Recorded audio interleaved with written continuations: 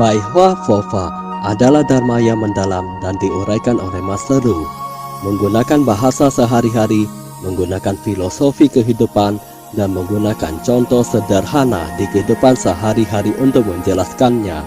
Di dalam Bai Hua Fofa, kita bisa memahami teori dharma yang mendalam dan memunculkan kembali sifat kebudayaan kita semua untuk mengubah nasib kita. Silakan menonton Bai Hua Fofa Master Ru.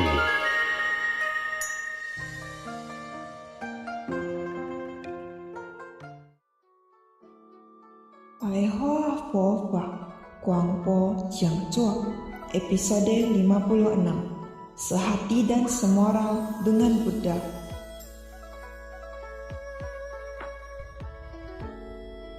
Bentuk dari manusia dan Buddha hampir sama, tapi apakah pemikiran mereka sama? Apa gunanya jika bentuknya saja yang sama, tapi pemikirannya berbeda? Sefu mengajari kalian untuk bisa melihat pikiran yang sama seperti Bodhisattva. Jika kalian bisa mengubah pemikiran kalian seperti pemikiran Buddha dan Bodhisattva, maka kalian akan menjadi seperti Buddha. Jika pemikiran Anda sama dengan Buddha, bukankah Anda adalah seorang Buddha? Wajah kita sama dengan Kuan Yin Pusa. Kita memiliki dua mata, alis, hidung, sama semua. Tapi mengapa pikiran kalian berbeda dengan Bodhisattva? Jadi kalian harus memperbaiki pikiran kalian. Jika kalian menyamakan pikiran dan raga kalian seperti Bodhisattva, bukankah kalian adalah Kuan Yin Pusa? Tujuan membina diri adalah mengenali dan mencari kembali akar kita. Kita harus serupa dengan Buddha. Perkataan kita juga harus sama. Gaya bicara Kuan Yin Pusa sangat welas asih. Hembusan nafas juga harus sama dengan Bodhisattva. Dengan demikian, Anda akan bisa menyambut cahaya yang sama, yaitu cahaya yang sama dengan Kuan Yin Pusa. Jika kalian berperilaku seperti seorang Pusa di tempat kerjamu, semua orang pasti akan menantikan kedatanganmu. Kami senang melihatmu datang. Saat orang tersebut datang, permasalahan ini pasti akan selesai. Kami tidak akan bertengkar lagi di sini. Melayani manusia dengan pengajaran dan moralitas yang benar. Melayani manusia dengan pengajaran. Semua orang pasti bisa mengajar, tapi melayani manusia dengan moralitas benar adalah hal yang terpenting. Setingkat dengan cahaya Bodhisattva, artinya satu tingkatan dengan cahaya Bodhisattva. Itulah yang disebut dengan setingkat dengan cahaya Bodhisattva. Meskipun Anda telah serupa dengan Bodhisattva, tapi Anda tetap tidak boleh menunjukkan kehebatanmu. Inilah yang kita sebut sebagai menaati sila. Saat kita tidak bisa menemukan sumber akar kita, itu bagaikan sebuah pohon yang akan layu. Jika tidak ada air, pohon akan layu. Jika tidak ada daun, pohon tersebut tidak akan bisa berbunga.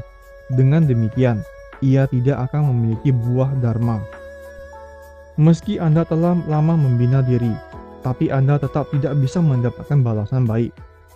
Saat permohonanmu tidak terkabulkan, itu artinya Anda tidak memiliki buah dharma. Jika permohonanmu manjur, itu artinya Anda telah mendapatkan buah dharma. Jika Anda ingin memiliki buah kebudayaan, maka Anda harus memiliki semangat Buddha, atau biasa yang kita sebut orang ini memiliki semangat. Ketika nafas Anda diambil, nafas memang sudah ada di dalam tubuh manusia. Dari mana datangnya semangat?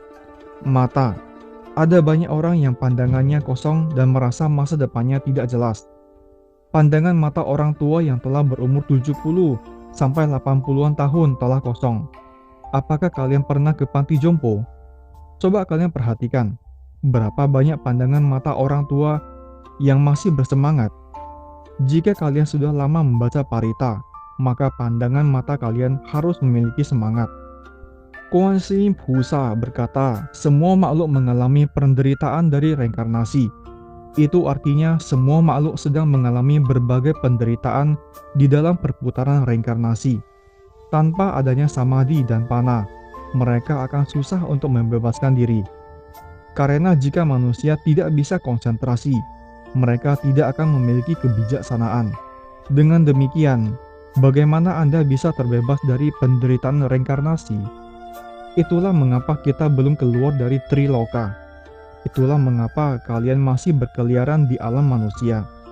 Sefu ingin kalian keluar dari Triloka dan tidak berada dalam 5 elemen.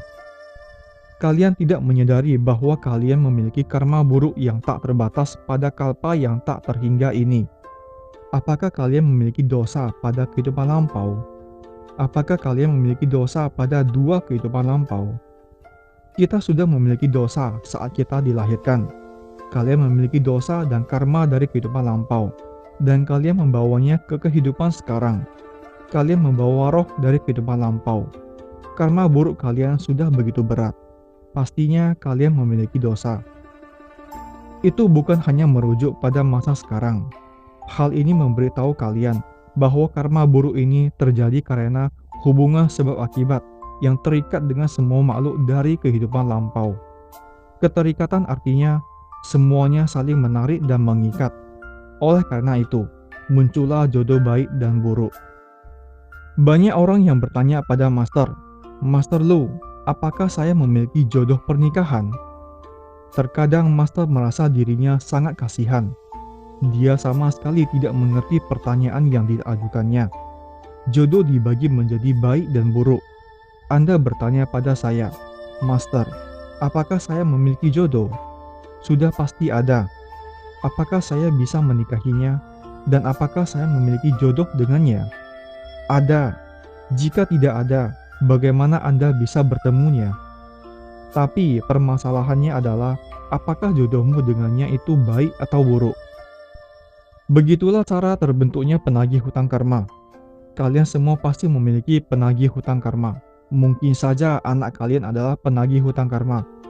Anak meminta uang padamu setiap hari. Ada anak yang menyiksa orang tuanya. Itu artinya anak tersebut menginginkan nyawa orang tua mereka. Sejak kecil, dia sudah menghabiskan uang orang tuanya. Bukankah itu menagih utang uang? Bukankah itu disebut dengan penagih hutang karma jika sudah menginginkan uang dan nyawamu? Ada anak laki-laki masih ingin menyusahkan kedua orang tuanya, meski dia sudah menikah. Setelah orang tua sudah membesarkan putrinya dan sebelum keluar rumah, bisakah Anda jangan memberi saya beban lagi? Dia malah masih ingin menyusahkan orang tuanya untuk mengurus tata rias pernikahannya. Semua anak yang dilahirkan oleh orang tua adalah hantu penagih hutang karma. Hubungan keluarga tidak akan berhenti dalam jodoh baik dan buruk. Ikatan karma buruk di antara mereka semakin mendalam. Oleh karena itu, banyak yang berkata bahwa ikatan karma buruk harus dilepaskan. Jika tidak, ia akan semakin parah. Utang jodoh percintaan dibayar dengan hubungan percintaan. Utang keuangan dibayar dengan keuangan. Utang materi dibayar dengan materi. Utang nyawa dibayar dengan nyawa. Ada orang yang tidak ingin apapun, tapi hanya menginginkan nyawa. Ada anak yang setelah menghabiskan banyak uang orang tuanya, dia masih ingin menyeret nyawa orang tuanya. Kalian harus tahu bahwa masih ada banyak orang yang lebih hebat dari kita di luar sana. Ada orang yang merasa dirinya sangat hebat. Ada orang yang merasa dirinya sangat hebat di tempat kerja. Master beritahumu, masih ada banyak orang yang lebih hebat dan lebih berkemampuan daripada Anda. Jadi, bersikaplah lebih baik. Jangan merasa dirimu sudah sangat hebat. Masih ada banyak orang yang lebih hebat daripada Anda di dunia ini. Ada kalanya Anda bisa mempunyai firasat akan ada hal buruk yang terjadi. Jika Anda bisa menenangkan dirimu, Anda bisa mengetahui apakah hal buruk tersebut terjadi atau tidak. Untuk mengetahui apakah hal tersebut berhasil atau tidak, Anda hanya perlu menenangkan diri selama 5-15 menit. Anda bisa merasakannya. Firasat ini biasanya kita sebut sebagai ada dewa di atas kepala kita. Jika bukan dewa yang memberi, maka itu adalah bodhisattva. Sama halnya saat Anda bermimpi. Sebenarnya bukan bodhisattva yang memberi mimpi padamu, tapi dewa pelindung dharma lah yang memberikannya padamu. Sangatlah mudah jika Anda ingin mengartikan mimpimu. Mengapa Bodhisattva tidak langsung memberitahu hal yang beliau ketahui? Karena kita masih ada di alam manusia. Ia memiliki ruang waktunya sendiri. Sama halnya dengan Bodhisattva yang turun ke dunia untuk memberi sajak. Manusia tidak akan mengerti perkataannya. Bodhisattva begitu agung dan berkemampuan. Mengapa Bodhisattva tidak memberikan paihwa-phova saja? Padahal beliau bisa melakukannya. Kalian akan mengerti jika Master menanyakan ini pada kalian. Seorang puitis bisa menuliskan penjelasan dari puisinya. Tapi mengapa dia masih tetap menulis puisi? Mengapa Bodhisattva ingin memberikan sajak? Karena tingkat pembinaan dan bermoral. Jika Bodhisattva memberi mimpi pada kita, maka ucapannya pasti berupa puisi. Jadi Anda tidak boleh menguraikan mimpi dengan pemikiran duniawi. Mengapa Sifu bisa menjelaskannya? Karena Bodhisattva memang memiliki raga semacam ini untuk menjelaskannya pada kalian, atau yang kita sebut sebagai penerjemah. Sebenarnya, Sifu adalah penerjemah dari Dharma. Saya berharap kalian bersungguh-sungguh. Saya berharap kalian menjadi orang yang tidak memiliki masalah apapun. Ini adalah harapan terbesar Master. Jika kalian tidak ada masalah, maka kalian akan datang dengan senyuman dan bergembira. Terima kasih semuanya. Terima kasih telah menyaksikan pencerahan paihwa-phova Master Lu Junhong. Bergembira dalam Dharma bersama dan menyelamatkan makhluk yang berjodoh.